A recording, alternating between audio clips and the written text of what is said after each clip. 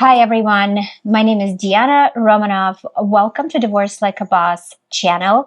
I have Jessica Toledo who is here, who is Romanov Law Assistant, Legal Assistant, who gets to take a lot of 10-minute intake calls and with a lot of questions. Today, Jessica is going to be asking me questions that most clients are asking her when they call regarding specific topic right now, domestic violence restraining orders. And this is not a legal advice kind of video, but more about information. Every time a client is presented with a domestic violence restraining order, a lot of questions come up. What does it mean? Specifically, what is a CLETS restraining order? CLETS is an abbreviation from California Law Enforcement System.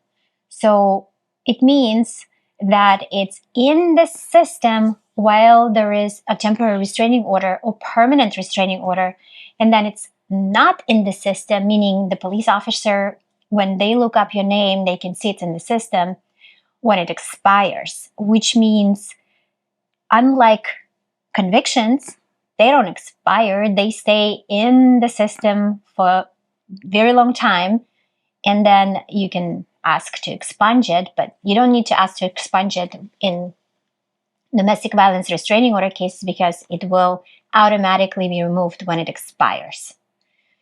Then we also have that people also ask, well, what about the civil restraining order, civil stay away order? The civil stay away order is not an order. In fact, a judge is not allowed to put a signature on a stay away conduct orders because it has to be CLETS. So there are custody agreements how people should behave, and but it cannot be no contact for sure. So that's more about, well, when we communicate. So we found, as lawyers, we found a way around it. So we call it stipulation, parenting plan, and then we say, well, one parent cannot drive around this place, has to communicate on our family wizard peacefully regarding visitation, but we cannot use the actual language of the CLETS. We cannot say no contact. So that's something we lawyers had to work with when judges refuse to sign non-CLETS restraining orders. Communication. That's actually a very big question. What kind of communication are they allowed? Like, can I send grandma over to the house to talk to the protected party? No. So when restraining order is issued, and you can find, actually, if you Google DV100, DV100, then I believe first page or second page, it says exactly what is included in no contact, and it says direct or indirect contact. So the protected party is allowed to not be contacted, meaning the alleged abuser cannot use a third party to go and abuse and harass the victim, the alleged victim. Even if they have a simple question? Sometimes a victim can, for example, we have a custody situation where they have temporary restraining order and they have an exception for peaceful contact regarding visitation only. And the victim sends to the abuser a question and says, well, why don't you pay me child support in the amount of XXX because this is what the court ordered or whatever that is. Even though the question is posted, the victim cannot violate the restraining order because the victim is not bound by the restraining order. The abuser is. So by responding to that question, it would be considered violation of the restraining order. And if it's a temporary restraining order, be very careful because a violation of a temporary restraining order, meaning there was no hearing. So the judge just gave within 24 hours the victim a restraining order, and then it says granted pending hearing. By violating it, the judge has the authority to grant the initial restraining order, even if it was a bogus one. So be careful not to violate it, even if the victim invites you to do it. If you're going through divorce and you would like to have everything in one place in an engaging way, this is your book. As a divorcee and a child of divorce, a divorce family law specialist, divorce attorney in California. I created this book to help you understand the divorce process without getting lost or without getting a heart attack. You can buy it on Amazon in all formats, including audio formatted. But what if I'm the protected party, right? Yeah. And now I'm regretting it. I don't want to do the DVRO anymore. Yeah. And now I want to have contact with the restrained party. Can I do that?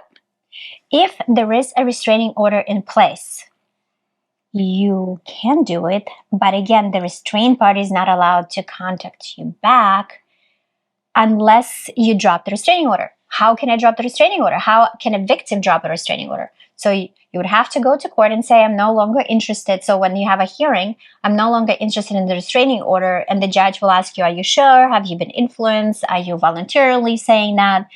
And then it can be dropped with or without prejudice. The difference is if you drop it without prejudice, then you can come back and refile the same restraining order based on the same events that happened in the first place and get it again. If you, however, be careful not to drop it with prejudice unless you want it, is then you cannot come based on it and file a restraining order based on the events that happened up until that point. It has to be new acts of abuse in order to get a new restraining order. Okay, so now I have another question.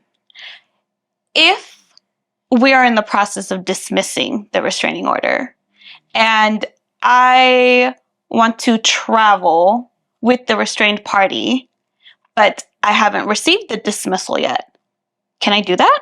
When you say you haven't received dismissal yet, that means the judge hasn't signed the order for dismissing the restraining order.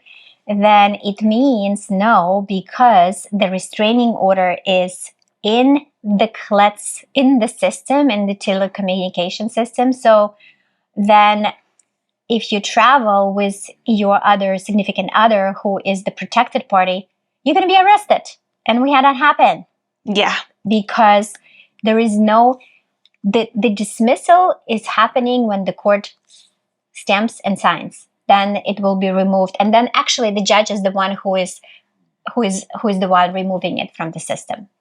So I should be waiting. Wait until I have something. Waiting until the judge signs and double check with the court if it's actually technically has been removed from the system. And I would travel with that order that judge signed that it's being dismissed just in case if the judge doesn't respond.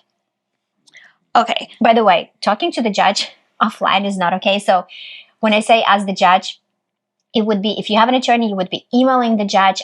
Always CC opposing party if they're represented opposing counsel, because it's considered ex parte communication and it's not allowed. So whenever communicating with the judge, technically you're not supposed to email the judge. But in this type of case, if you were to email the judge, include the other side or opposing counsel if they're represented in the email.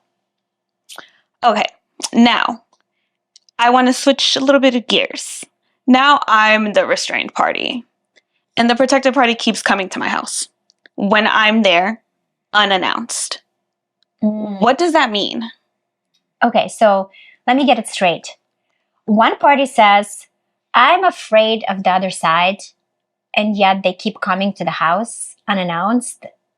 That means, number one, if let's say there is a temporary restraining order without a hearing, if I were representing the restrained party, meaning the one who gets the visit, I would say this person is not afraid of me because that person keeps coming to my house without announcement and I am exclusively occupying the home. We already established that.